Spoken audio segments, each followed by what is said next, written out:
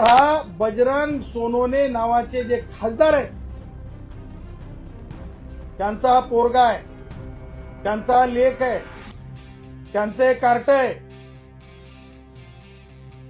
या पोरानं, या कार्ट्यानं गट रचल्याचा या आईचं स्पष्ट म्हणणं आहे. आता नुसतं या आईचं म्हणणं आहे का की आईकडे पुरावे आहेत? हे पाहणं फार महत्वाचं आहे. 2/7/2026 ला ऐका, सन्माननीय पोलीस अधीक्षक बीड, ऐका ऐका, न्यायालयात काय आहे ते तर ऐका. या आईच्या डोळ्यातल्या अश्रूमध्ये काय ते तर ऐका.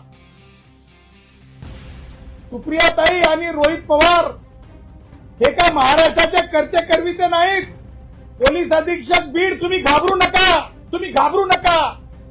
ते कर्ते करविते नाहीत. कायदा काय म्हणतं हेच तुम्ही लक्षात घेतलं पाहिजे. संविधान काय म्हणतं हेच तुम्ही लक्षात घेतलं पाहिजे. आणि म्हणून सौरभ बजरंग सोनवणे आणि श्रीकांत घुले यांनी एकमेकाशी चर्चा करून त्यानंतर अजय कदम आणि मंगेश सोनवणे, अजय कदम आणि मंगेश कदम ह्या एकत्रितपणे बालाजी सोनवणे ज्या प्रकारे हे कुभांड रचलेलं आहे, त्या कुभांडाला कायदेशीर दृष्ट्या न्यायालयासमोर आणायचे की नाही. आणि म्हणून 19/6/2026 ला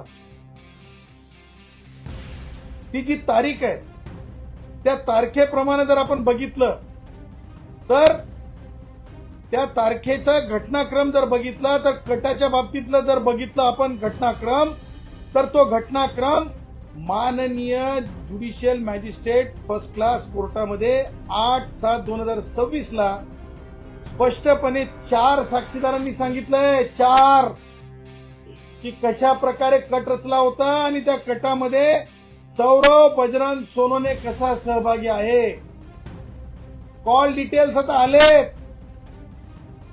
प्रत्यक्षदर्शींचं म्हणणं आलंय.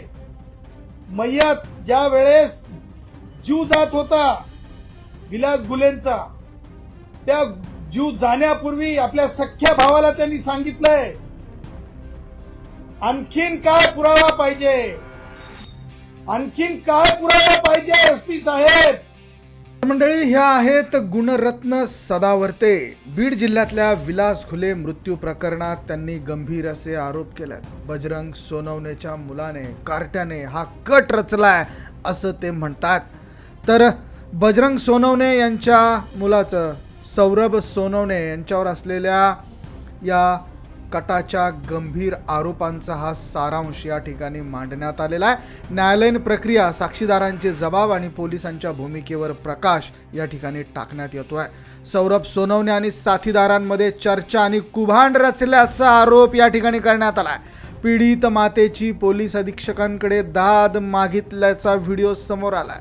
JMFC कोर्टात 4 साक्षीदारांनी कटाबाबत महत्त्वाचे जबाब नोंदवलेले आहेत.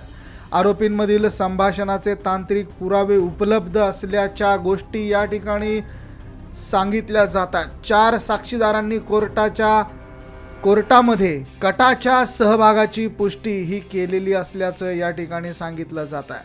विलास घुले यांनी भावाकडे व्यक्त केलेली भीती या ठिकाणी सांगण्यात आली. खासदार बजरंग सोनवणे यांचा मुलगा सौरभ सोनवणे याने कट रचल्याचा आरोप पीडित मातेने केला. या प्रकरणात राजकीय दबावाचा उल्लेख करत बीड पोलीस अधीक्षकांनी सुप्रिया सुळे किंवा रोहित पवार यांच्यासारख्या नेत्यांना न घाबरता केवळ संविधान आणि कायद्याचं पालन करावं असं आवाहन करण्यात आलंय.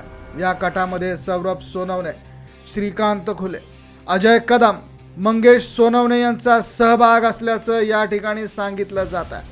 तर न्यायालयीन प्रक्रियेदरम्यान 8 जुलै 2026 रोजी प्रथम श्रेणी दंडाधिकारी JMFC न्यायालयात 4 महत्त्वाच्या साक्षीदारांनी या कटाबाबत साक्ष दिलेली आहे. विलास घुले यांचा मृत्यू होण्यापूर्वी त्यांनी आपल्या भावाला दिलेल्या माहितीनुसार आणि उपलब्ध कॉल डिटेलनुसार सौरभ सोनवणेचा सहभाग स्पष्ट होत असल्याचं सांगितलं जात आहे. या पुराव्यांच्या आधारे पोलीस अधीक्षकांनी तातडीने कारवाई करण्याची मागणी केली जाते. बीड पोलीस अधीक्षकांनी कोणत्याही राजकीय दबावाशिवाय केवळ कायद्याचं आणि संविधानाचं पालन करावं असं या ठिकाणी बोललं जात आहे. या प्रकरणातील कटाचे पुरावे कायदेशीररित्या न्यायालयासमोर सादर करण्यात यावे असं देखील सांगितलं जात आहे. उपलब्ध कॉल डिटेल्स आणि साक्षीदारांच्या जबाबाच्या आधारे सौरभ सोनवणेवर कारवाई करावी असं या ठिकाणी सांगितलं जात आहे.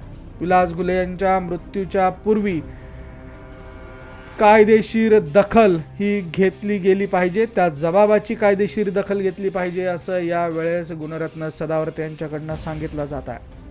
विलास घुले मृत्यू प्रकरणात प्रत्यक्षदर्शींचे जबाब, तांत्रिक पुरावे हे उपलब्ध झालेले आहेत आणि हे प्रकरण केवळ राजकीय आरोप नसून एक गंभीर कायदेशीर बाब असल्याचं या ठिकाणी गुणरत्न सदावर्ते यांनी सांगितलेलं आहे. मंडळी, याबद्दल तुमचं मत काय, तुम्हाला काय वाटतं, कमेंटमध्ये नोंद करा. व्हिडिओ आवडला तर शेअर जरूर करा. धन्यवाद.